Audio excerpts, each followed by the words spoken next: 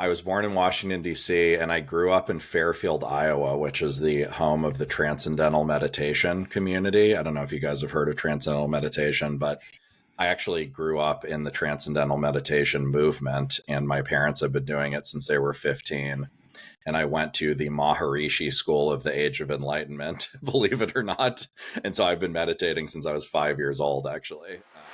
Welcome to the Stacking Habits Podcast with your hosts, David, Matthew, and Caleb. Our mission each week is to dig into the habits, rituals, and routines of guests who are living life to the fullest. But remember, knowledge without action is worthless. So be sure to take what you hear and put it into practice. Turn these words into works in your own life. Without further ado, let's dive in. Welcome back to the Stacking Habits Podcast. We're joined with a very special guest today. We have Aaron Steinberg with Grow Together. Welcome, Aaron. Thank you. Thanks for having me. And Aaron, where are you joining us from?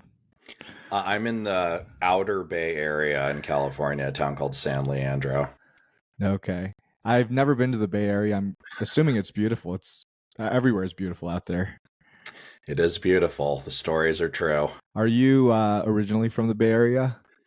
No, actually, I was born in Washington, D.C., and I grew up in Fairfield, Iowa, which is the home of the Transcendental Meditation community. I don't know if you guys have heard of Transcendental Meditation, but I actually grew up in the Transcendental Meditation movement, and my parents have been doing it since they were 15. And I went to the Maharishi School of the Age of Enlightenment, believe it or not. And so I've been meditating since I was 5 years old, actually. And how do they teach meditation to someone that young? What concepts do they teach a 5-year-old with all that energy and attention span? Yeah, totally. So transcendental meditation is a mantra-based meditation, which means you're given some sort of sound or meaningless word to repeat internally. And for kids, they have it so you do a walking version of it. So you are walking around, with your class around the school quietly and, supposed to be kind of, being mindful of your mantra.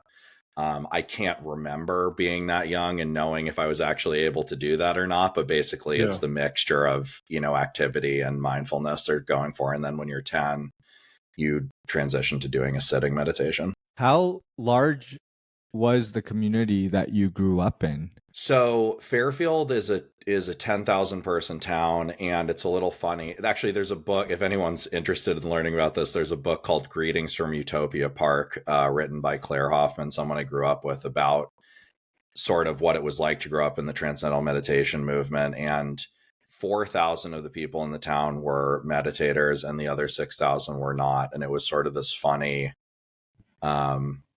it wasn't that much of a divide. It kind of felt like a divide, but transcendental meditation, like worldwide, has probably tens of millions of people practicing it at this point, I would guess. That's super interesting, though. So how did the transition kind of out of that, or did you really transition out of that as you got older? Did you moved away, obviously, because you're not there now.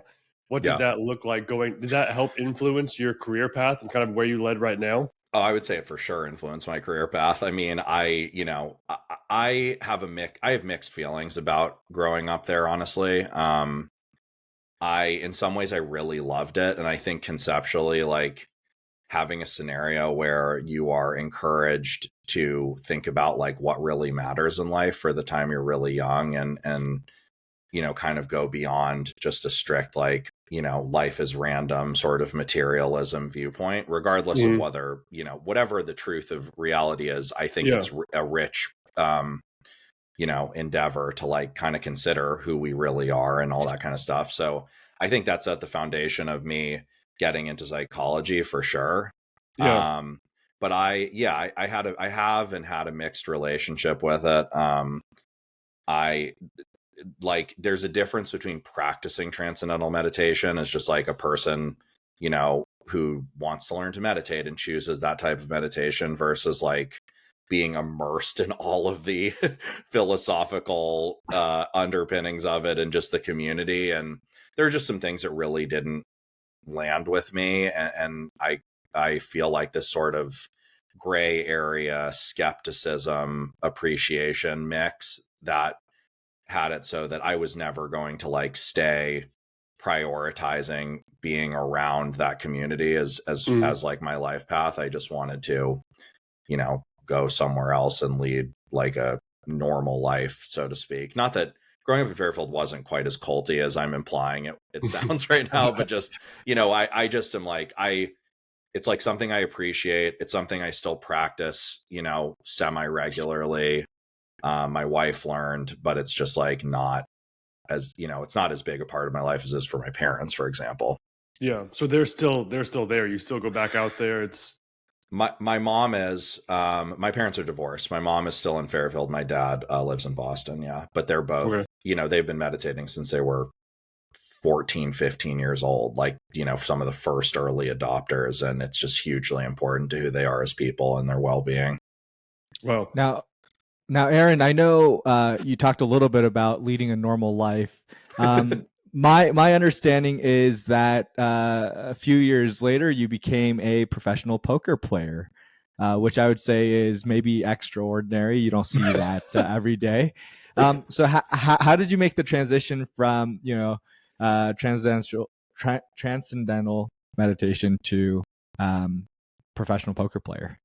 Yeah, maybe my version of normal is a little different than other people's version of normal, but so it's a good question. So I was a math major in college, and I've done a lot of sort of philosophical twists and turns in my life. So when I started to investigate more the philosophy of transcendental meditation and the claims, and got older, and was kind of like, some of this seems.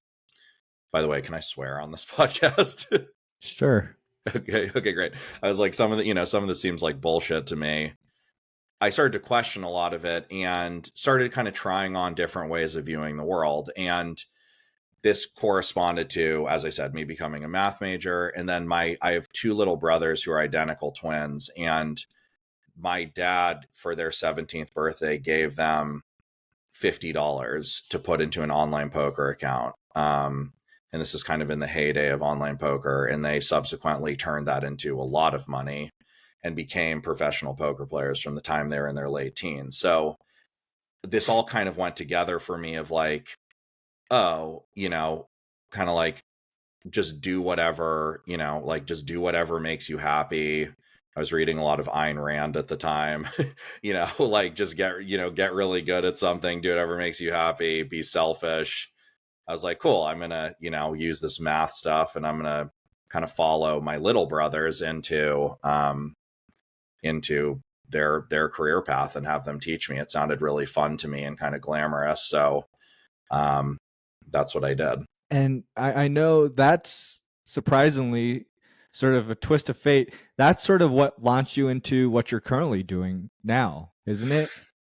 That's right, sort of. So it was an interesting transition. So I graduated college, and I had a lot of student loan debt, and so I took kind of the first job that seemed reasonable, which was working for my cousin at a clothing company. He had a clothing company in New York, and it was really fun. I was 23 years old and, partying all the time and whatever, but I was like, this is someone else's dream life. Like, this is not my dream life. And so, this was really when my brother was like, okay, like, let's take this seriously. Come live with me. Like, I'll teach you how to play poker. So I moved out to California, and that lasted about a year of grinding poker. And then I was just like, this assumption I had that I would feel fulfilled. And I don't mean this in any negative way. Like, I love all of my friends who are poker players or stock traders or whatever. But for me, just the type of person I am, I was like, this doesn't feel like me. Like, I can't have this much input where it's like, I'm literally taking other people's money. And like, there's nothing, like, I've just always been this kind of like, I want to help people type of person, like that trite cliche, like I want to save the world type of archetype. And so I just felt really empty. And I talked to my dad, and he was like, what do you actually like doing? That's not this vision of where you want to end up and what success looks like, but what do you actually like doing? And I said, I like talking to people about their problems. I seem to be the guy my friends call to talk about what's going on with them. And and so that led me down the road of I decided I wanted to be a therapist. And then I met someone who was like, well, you should try it out and see if you like sitting with people. So, and coaching is a much easier access point. So then I became a coach, and then, to what you're referencing, my first clientele was doing like performance coaching, success coaching for professional poker players, because I had experienced all of the difficulties of how hard it is to like stay sane kind of in the long run, and also in the moment when you have thousands of dollars on the line right in front of you, and your ego in the line, and all this kind of power struggles with other people. So I started working in that field. Can you share with us a little bit of maybe the techniques or the problems that you sort of worked through in performance coaching? Yeah. So poker is, I mean, many things are like this, but poker is an interesting arena because there are two entirely separate skills that you need to succeed in poker.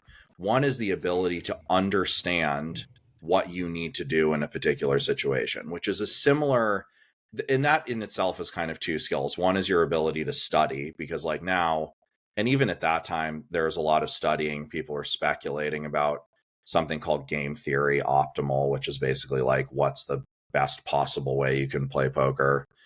And so a lot of it was studying, like understanding the different situations and what the array of correct things to do would be in their proper percentages. Like you should call this much of the time, fold this much of the time, whatever. And then there's kind of this separate skill of like being fluid with that and understanding how to apply different things, right? So I call that kind of like the academic side.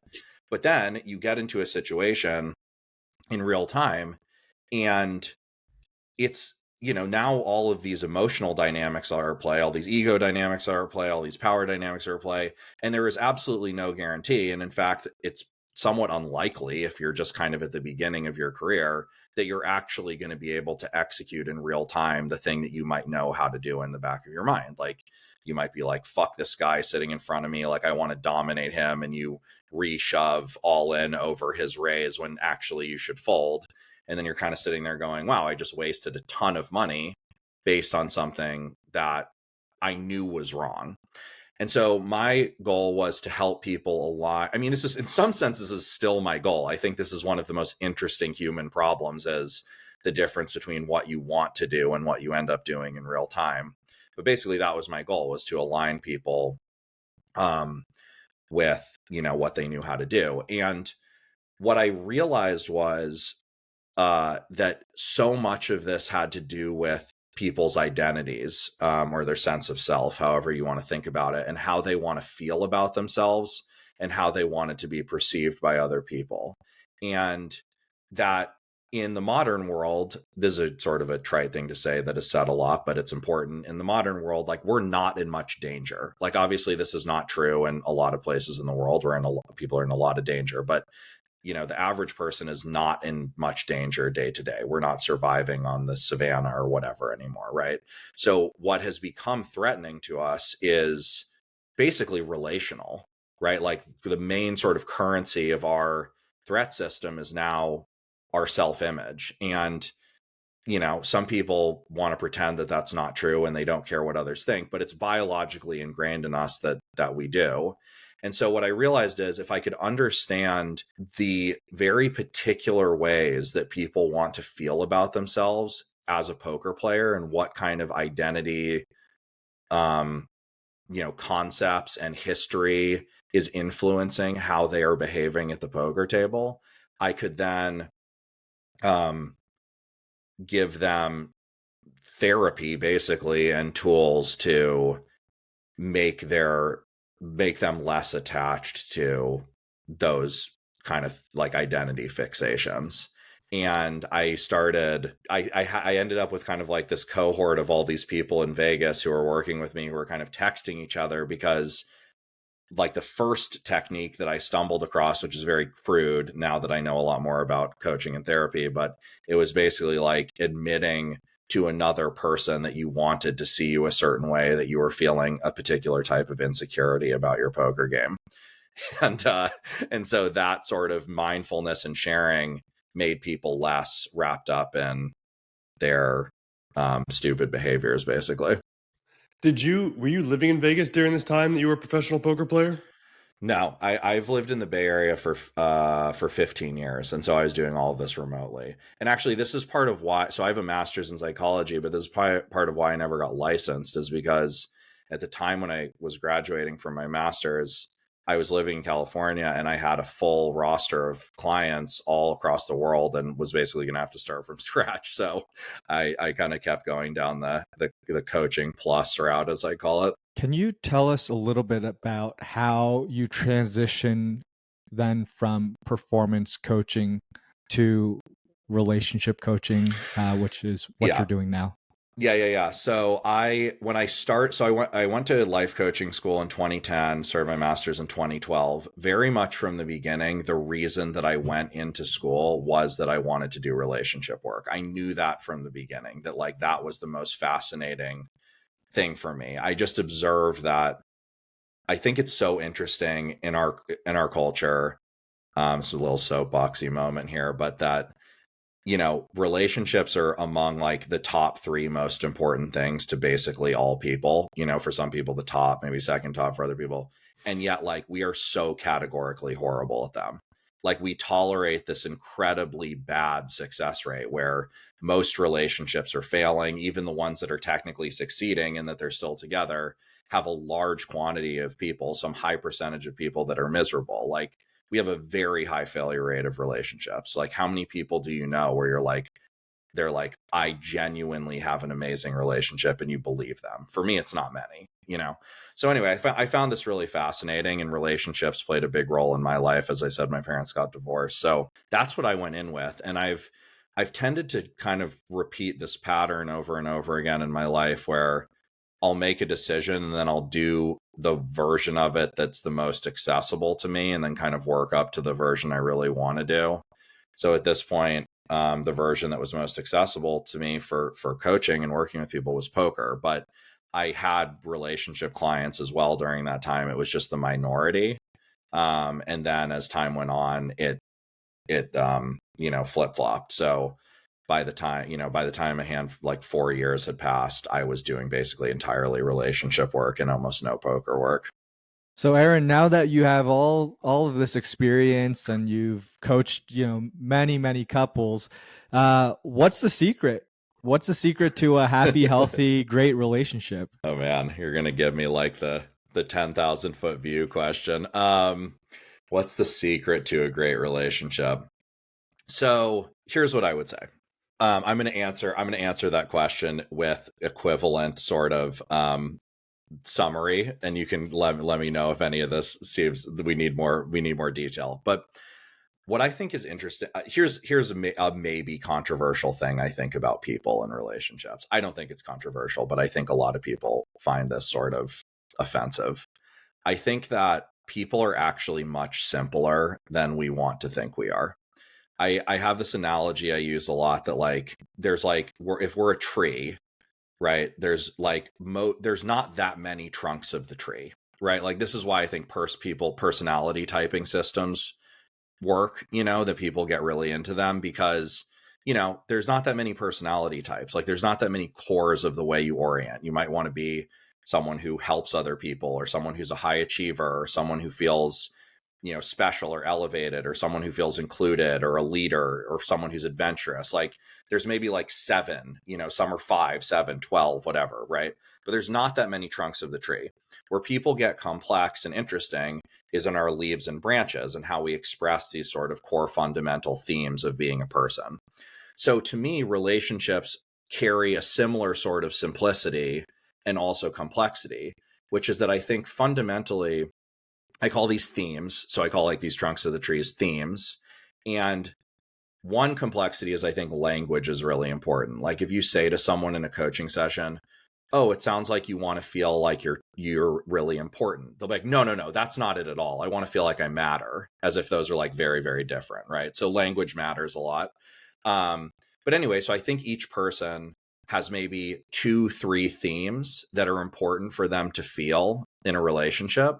So some of mine are like that I'm a good husband, I matter, and that I feel wanted, right? Those are things. So, you'll see in relationships people have the same fight over and over and over again. And to me, this is because what happens in a relationship is people's themes, you end up like the reason we are with someone somehow, I don't know how this works, I don't claim it's like, oh, it's just because your parents this or spiritual this, like I don't know, but it seems true that whoever you end up with, you will have at least one place where you have a theme that is positioned against their theme, right? So it's like, I want to feel like I matter, and you want to feel like you have freedom to be yourself. And the more that I push into you to feel like I matter, the more that you try to individuate yourself, and then I get insecure and push into you more, and then you try to individuate yourself more, and you end up in these negative feedback loops. So basically, I think that each person comes in with 2 or 3 core themes, and again, language really matters here, and that the making or breaking of the relationship is literally your ability to deal with the 1 or 2 or 3 places where your themes feel like they're in opposition to each other.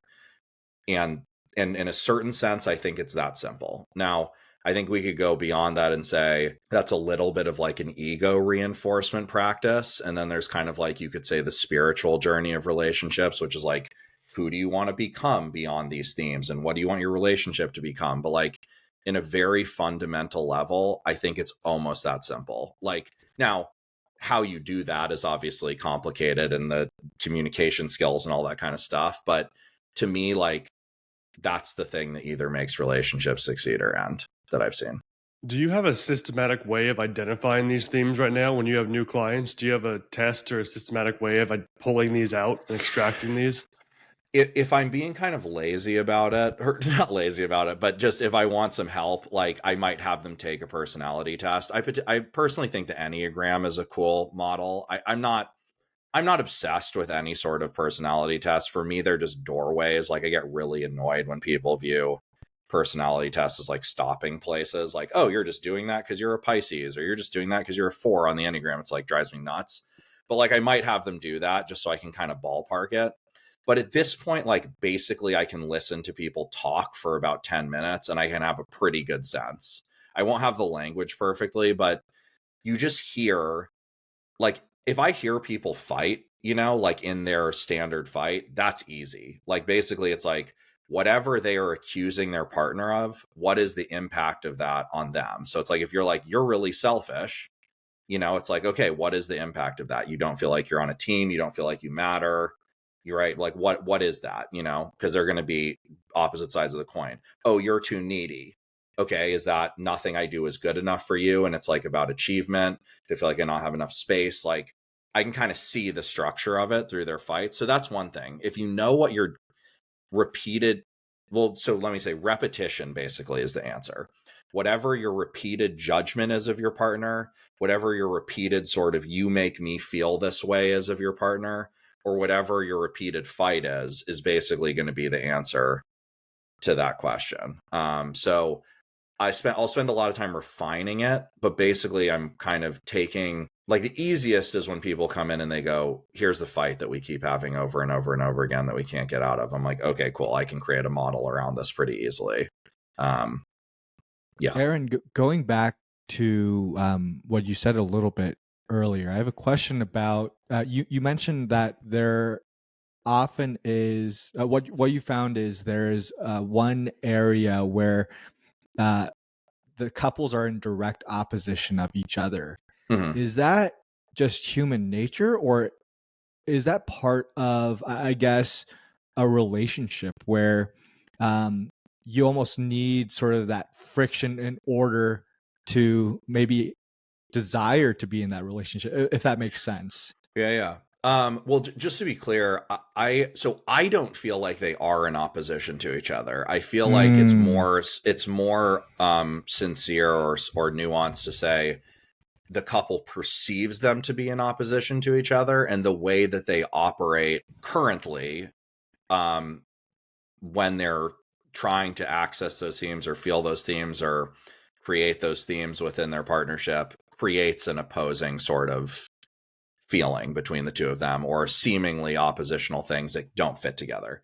I think part of actually the solve of this is understanding that they don't have to be in opposition. And I can talk about that more. But to answer your question directly is, maybe all of what you said is true. I mean, I don't totally know. To me, this is an area where I think people are making shit up in an unfounded way, and we don't really know. I have some thoughts about this. I mean, I think one way of thinking about it is, like, the standard way of thinking about it is like, whatever is unfinished in your childhood, you pick in a partner. And so if you think about how that would create opposition, it kind of makes sense because you create your like developmentally, you create a lot of your identity based around kind of reactions to the deficits of your childhood. So if you didn't get a lot of affection or something, you may create I don't need anyone, I'm good by myself, individual sense of self. And then you go into partnership, and if you're going to marry or be with your unfinished childhood stuff, you might be with someone who also doesn't give a lot of affection or something. So then it creates this like, then all the like unmet needs from your quote unquote from your childhood come up, and you're back in that same thing. It might be that. I think of it kind of more simply as like, I think that we have, like, we know that we're very collaborative at this point, like neuroscientifically even, like it's not kind of like survival of the individual. It's kind of more like survival of the pair or the collective or whatever seems to be how we actually got here. And so I think that there's this instinct toward complementarity of like, if we're going to survive and thrive in life, I'm going to need to, and I don't think this is conscious, but it's like, I'm going to need to pick someone who's kind of different than me that can shore up some of the stuff that I'm not good at. And I think another way to think of it is, I think people don't tend to end up with people who are a lot like them because it's really boring. There's just not a lot of gravity, there's just not enough kind of like tension to keep things together. So I think you do end up kind of with people that are different than you in long-term relationships, even though I think when people like make lists of like, here's the thing I really want in a person, it's just like an idealized version of themselves, basically. And then they like meet someone who's nothing like that. And they're like, you're nothing like what I thought my partner was going to be like. So anyway, it could be a lot of things. I think it's partially human nature. I think it's part of just all the structure of relationships. And I think this is actually, sorry, I'll say one more thing and I'll stop talking, but I think this is a very important thing to understand, because I think we are living in a time when you have thousands of other people at your disposal in literally the click of a button. And it's really easy to go, oh, this person is annoying me this way, there must be someone else better for me. And that in a lot of cases, that's probably not true, but we have this sort of like infinite, like this Cheesecake Factory problem where our menu is way too big. And so we, are like assuming there must be something better to order. And so this understanding that like even the best relationships will have this kind of oppositional feeling to them sometimes, I think is really important to understand for like relationship success. So that it's normal to argue about the same shit. It's normal to feel like you guys are trying to get through an intractable dynamic. Is there, I guess, besides seeing a coach or, a therapist, is there a way that couples can communicate, or is there something that you've found that helps couples get through these difficult conversations? Yeah. I mean, I personally, even though I am in this world, I don't personally feel like everyone needs to do coaching or therapy, for the record. I think that there are some cases where, I mean, my wife and I do have regularly for a long time. And it's kind of like, if we can't see the answer to something, or just can't find it, like we need like a third party to look at the situation. Or sometimes for couples, one person is, so there's this word in the therapy world that's become really popular, which is dysregulation, which basically means like, are you overly stimulated or like shut down inside yourself? And so if one of the people in the midst of a tough conversation either becomes like very, very ungrounded and heated, or very, very shut down, sometimes you need professional intervention to support with that, because you can't get through it on your own if you go that far to an extreme. But other than that, I think there's like some simple things. I mean, first of all, there's great relationship books right now that, you know, you can co-read together. I currently am reading a book called Us by a therapist named Terry Real that I think is maybe the best couples therapist in public figure land right now. I think he's really phenomenal. Like, co-reading a book together is a great way to do that, and then kind of talking about like what you're getting out of it. But like, to answer your question more directly, like, to me, the people say, you know, communication's the most important thing. Communication's the most important thing. And the reason is because if you can't talk through something, none of the other tools matter. Like, I can give you infinite tools for, you know, here's how you should divide, you know, roles and responsibilities, and here's some sex practices you should do, or here's how you can make better parenting decisions if you don't agree on, you know, what you want for your kid. But none of that matters if you can't get through a conversation. So there's sort of two sides of that people can work on, and you can work on this without help. You know, one is your own mindfulness and tracking of like, am I getting shut down here or withdrawn in this conversation, or am I getting overly heated, and understanding what is causing that. And again, for me, that's a themes question, right? If it's being implied, right? If your partner says something and it's implied like, well, you're never going to get what you want, you know, there's no reason even trying because they're just going to keep shutting you down. It would make sense to get really shut down and disengage from the conversation, right? Or if your partner's implying like, I don't give a fuck about what you want, you know, that's what you're making up about what they're saying, it would make sense to get really angry. But these things like really derail the conversation. So it's like, if you cannot speak sincerely without hyperbole, right, without shutting down, if you cannot stay, getting emotional is fine. There's nothing wrong with emotions, right? This is not about like emotional suppression, you know, or evenness, or these things that people kind of incorrectly laud as like, this is the end all be all, as being like totally calm. Being emotional is fine. But if you can't stay connected to yourself and your partner, you can't get anywhere. So like, just practicing mindfulness of like, what's going on with me? Why did I say that? What am I wanting out of this interaction? Instead of just complaining about a bunch of stuff, right? You clean up your side of the street. And then basically like peeling back all of the overlays that you have about your partner of what they mean or what they're saying or what they want, and like getting very curious. This is such a trite thing to say, but it's very important. And I find that people are like, oh yeah, I know what they think about that. I've asked them all the time. I'm sure what they're going to say. I cannot tell you the number of times in my office I've been like, what do you think that they just said? And then they'll say it and it's totally wrong. I've almost never asked someone that question and they've been like, here's what I think they meant. And they're like, yeah, that's right. Almost never, you know, and I've worked with thousands of people. So like, pull back your assumptions, stop reacting so quickly to what your partner is saying, and genuinely like want to get to the bottom of it. What are all the layers of what they're saying? What's the fear that they have? What's their history with this? What's the assumption they're making? What is it they want? You know, are there subtle nuances about like language that we're not getting to, or behaviors? Like, people, like, a lot of what gets people through is getting into the nuance of like, you know what? That word doesn't land with me, but when you say that word, it actually feels really good. And that is what I'm looking for. Or, you know, I do want more physical connection with you, but when you kind of grab me out of nowhere when I'm doing the dishes, I recoil. But if you were to say to me like, hey, I'm craving some physical contact with you, do you want to like make out or whatever? Like, I would say yes, you know. And we don't get here to these things that actually help our relationships because we keep looping on the surface of these issues over and over again and ending up in these debates where it becomes like, yeah, but this, no, but that, where we're just dismissing each other, and actually having two separate but related conversations at the same time. Like, that's not going to get you anywhere. So if you can inhabit your partner's conversation and then them inhabit your conversation and separate them from each other and deal with them individually, that will get you very far. So to summarize, basically, understand what's going on with you and work on your own ability to stay grounded and connected with yourself, and actually be curious. And it doesn't mean you need to abandon your perspective. You don't need to agree with what they're saying, right? This is an important habit. Like listening to your partner does not mean you have to agree. It just means you have to understand that what they're feeling and thinking makes sense if you were them.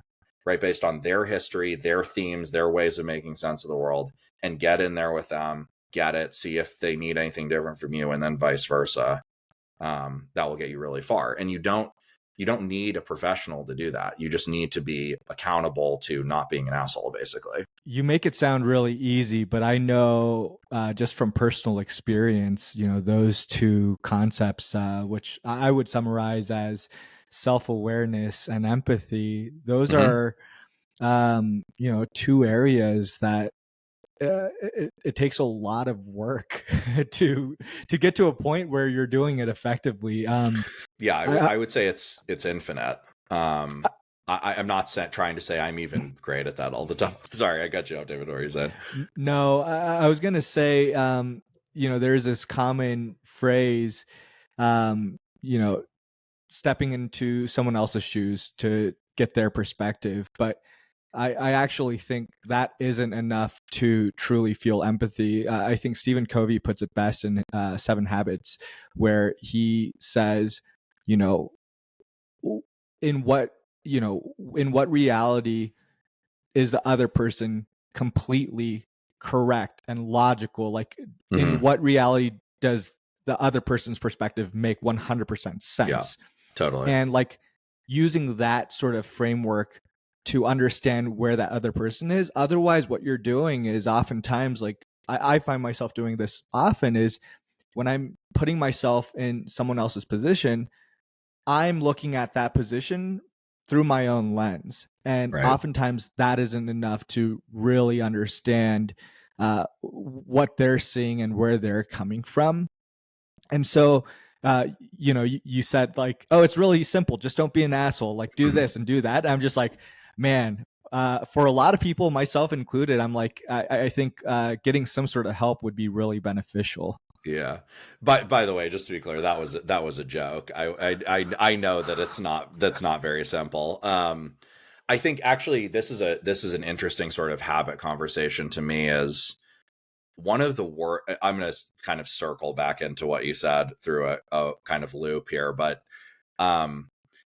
I think one of the biggest mistakes that people make in relationship is sweeping stuff under the rug. That basically, like, you have this upset with each other, and then time basically kind of flattens things. It doesn't heal things, but it flattens things. And so then you go, can we just keep going and sort of pretend, was what we talked about good enough, or can we bury it or whatever? And our default is going to be to do that because it's easier, and it's less uncomfortable. So, but this is the completely wrong habit. I would say maybe one of the core incorrect things that people do in relationships. And I have zero expectations for you, for my clients, for myself, that in the moment, we are going to be able to perfectly do any of the things that I'm saying, right? There's no way. We're human beings, right? As you said, you would have to be, a 10th degree black belt in emotional intelligence to be able to do that. And even then you might not be able to do it if your, partner is saying something to you that's like your perfect trigger or something.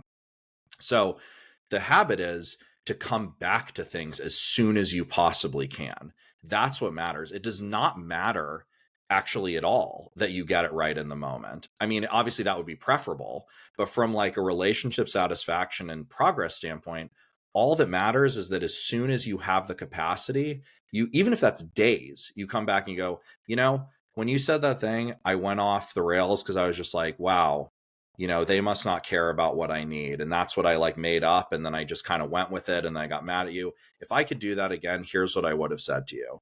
Can we try this again? Like, what were you trying to get across to me? Or I'm sorry about that. Or here's what you asked me a question. I got really bent out of shape about it. Here's what I would have said if I had my wits about me. And you might immediately go back into a terrible communication thing at that point. That's fine too, right? And at first it might be days, then it's one day, then it's a few hours, then it's a minute, right? And you keep working on this. And as I said, I mean, I have been working on my relationship and my relationship to myself in some way, for 33 years since I was 5, but more so specifically for, the last 15 or whatever.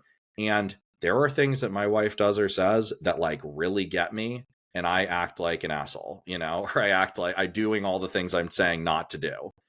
Right. But the the time frame now for me is minutes most of the time, you know, and most of the time I can actually just do it in the moment. And that came from just coming back to things. It's not that complicated, actually, you know?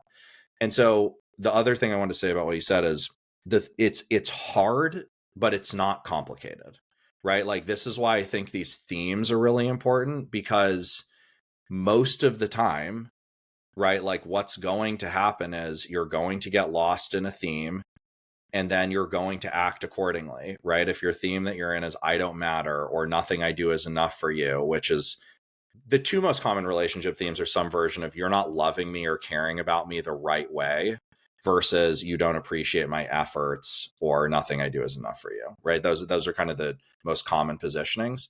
So you're going to end up there, and it's like, you know, it's pretty simple. It's like, I went to this theme, and understanding that, like, this is a theme for you because of some history that you have that developed this into a theme.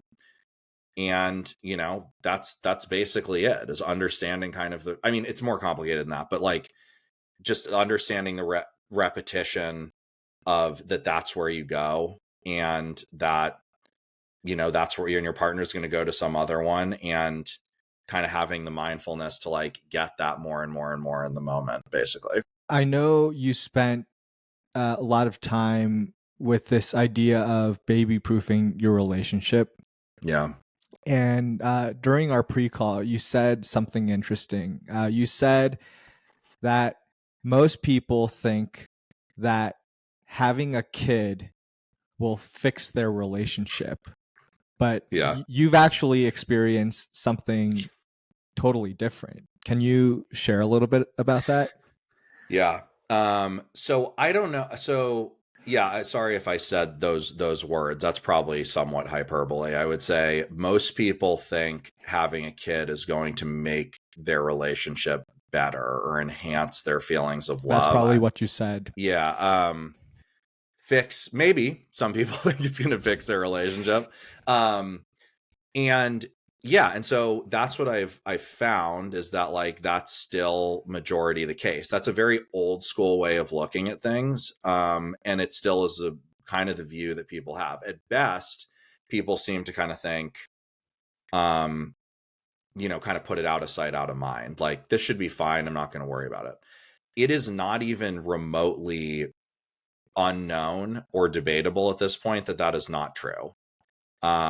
Like, the Gottmans, who are like the world's foremost relationship researchers at this point, their statistic is, I think it's this number fluctuates, but I think it's 69% of people become very unhappy with their partner in the first 3 years of having kids. Right. So that's very much the inverse. There is, I don't know, at least tens, maybe even hundreds of studies on how kids impact your relationship, and none of them say anything positive about it. Now, of course, there is this little group, right? Studies are large swaths, and we're working in percentages or whatever. So it's like, of course, there are people for which that happens, right?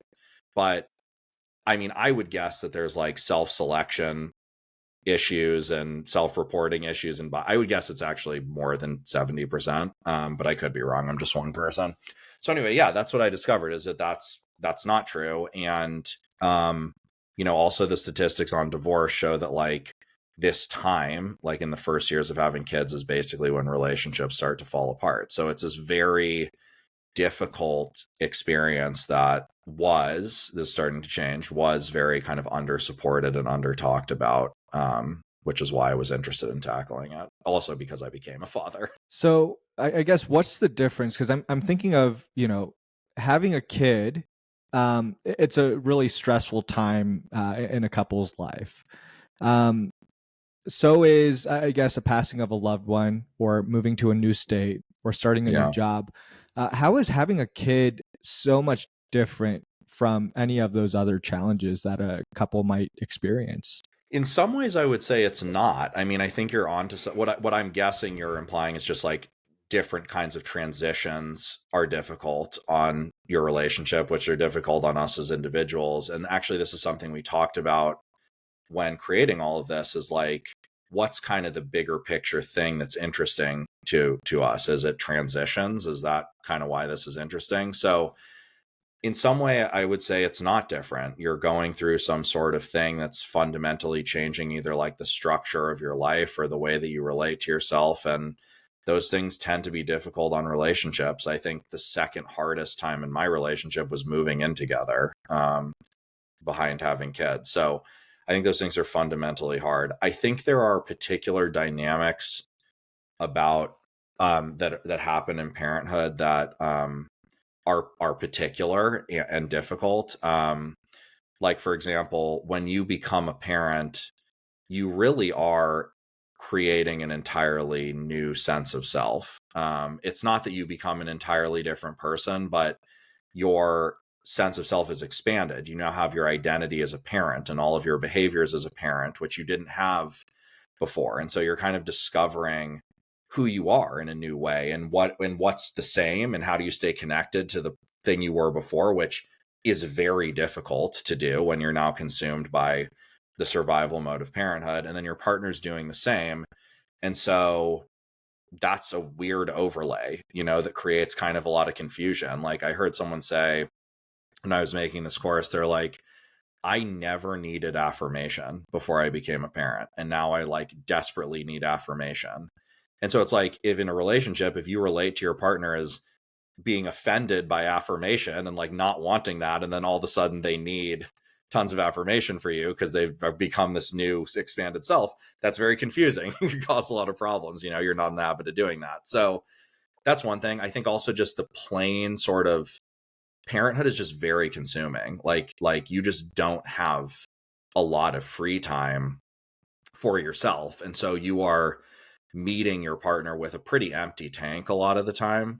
And then like with sex and intimacy, you're not real. I mean, if you gave birth or breastfeeding, like usually you're not going to feel your best in your body, or maybe even want to be touched, and if you're also like, for both people, like the windows of time for intimacy are like really small and exhausted. You're like, well, the baby went down and I can barely even keep my eyes open, so that's a difficult dynamic.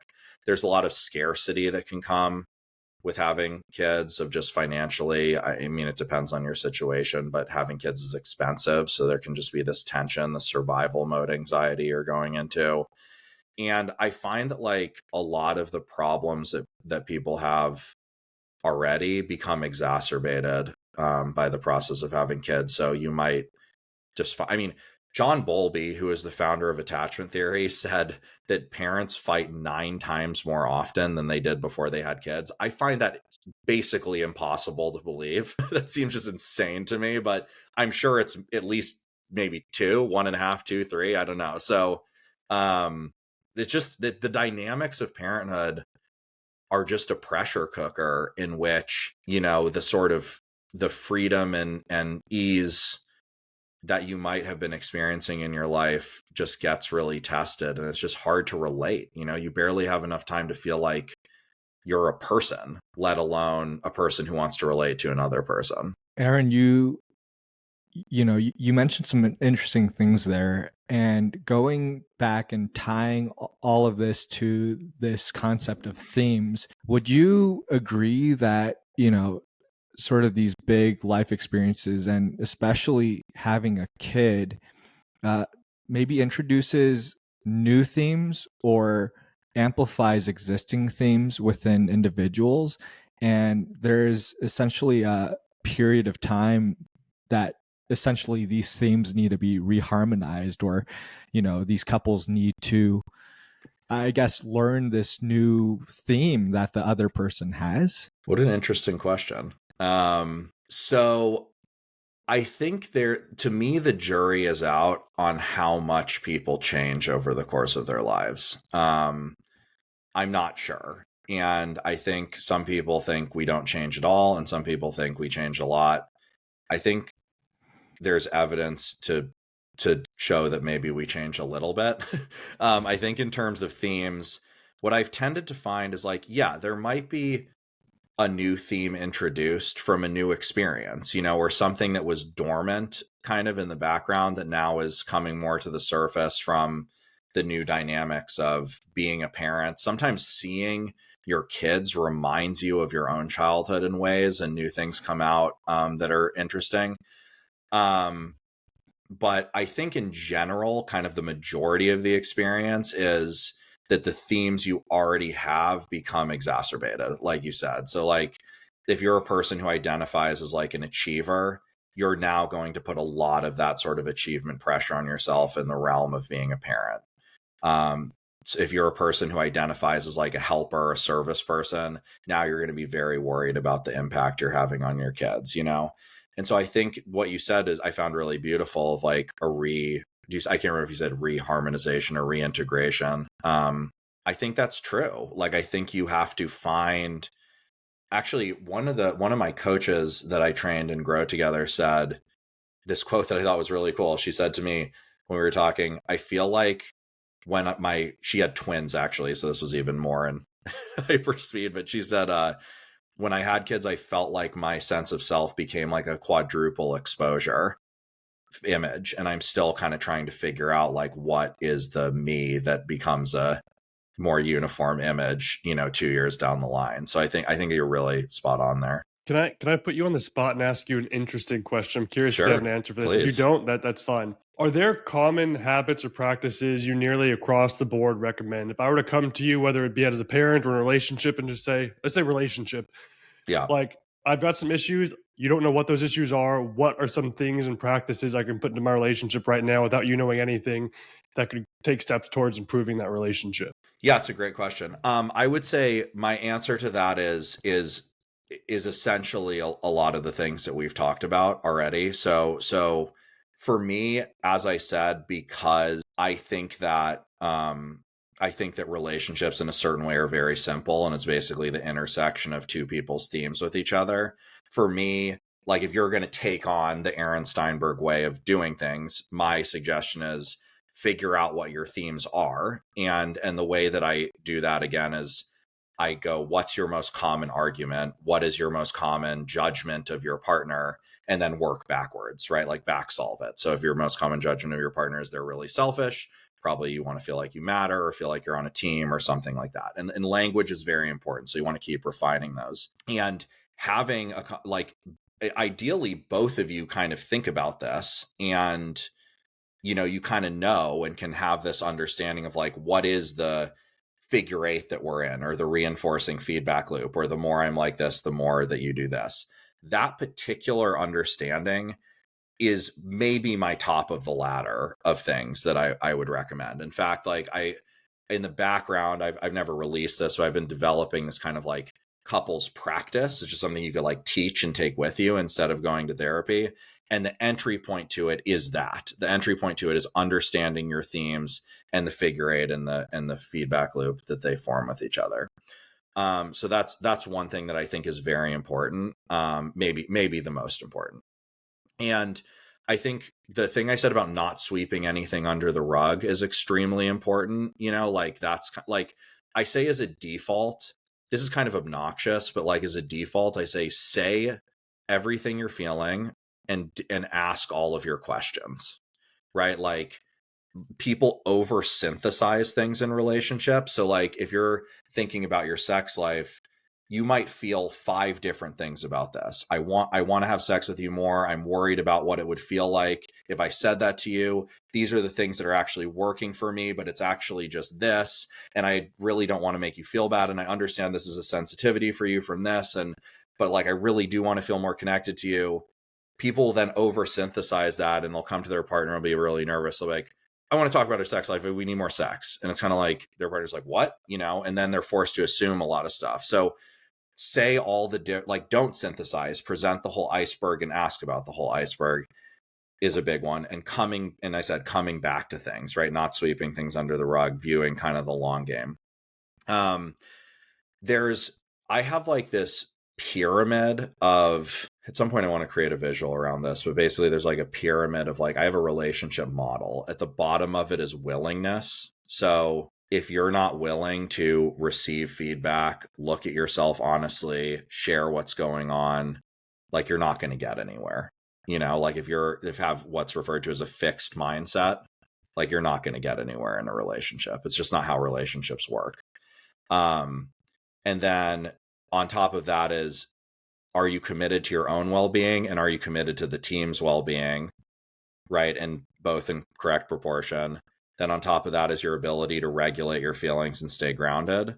And then on top of that is the stuff I just talked about. So basically when people come to me, I start at here's the practice, and then I work backwards into like, how's your willingness? How's your commitment to the team and yourself? How's your ability to regulate yourself? And then back around to like, how do those influence kind of these dynamics between the two of you? That's kind of the core for me of like, if there's kind of a couple things you need to know about relationships, those are the things. And then from a communication perspective, I always teach this tool that I've kind of cutesily called FAQ, which stands for fact, assumption, question. And fact is not, I don't know if you guys or anyone listening is familiar with nonviolent communication, which holds fact as like something you need to view in a video camera. That's not how I view it. I think it's sort of unnecessarily restrictive. It's just like, here's the experience I have, right? Like, I thought this, you didn't do this, you did do this. And there's a lot of qualifying, right? Like, I know I'm not God. I'm probably not remembering this correctly, whatever, but here's kind of what I experienced. And then assumption is, here's what it implied to me. And then the question is, you ask about it, because underneath so here's an Aaronism. Every thought you have is an answer to a question you don't know you're asking. So you want to what happens is there's a stimulus, there's an experience, it goes into our brain, which is an uncertainty filtering machine. That is literally the function of our brain, is to create rules around uncertainty, or or mental function of our brain. And then what you hear in your mind is your assessment. You don't even hear the question. So instead, it's like, hey, you said, like, I saw your face change, or it seemed like it changed to me. To me, that made me feel like you're not with me, or you're like mad at me or something. That's what it implied to me. I'm making up about it. Like, did something change for you in that moment? You know, and being able to ask that way, right? And create more openings and less closings, right? More doorways and bridges between the two of you will get you really far. So basically, if I'm going to answer it more simply, themes and FAQ. Those are my two things I say for everybody. That's like my premarital counseling package that doesn't exist. But when people come to me for premarital counseling, that's basically where we go. Aaron, as we start winding things down, we've talked about, so many interesting topics in this last hour together, and you've shared so much great insight on this concept of themes, as well as this nifty little tool called FAQ. If, for the listeners, listening currently, if there was one person or one type of person that you'd recommend that this listener share this podcast with, that your message would benefit the most, who would that type of person be? That's an interesting question. I mean, I don't know if I see myself accurately, but I've always kind of prided myself on being a practitioner who isn't kind of in a particular sort of worldview or like way of relaying things. Like, a lot of people in my world are very woo-woo, like overly spiritual.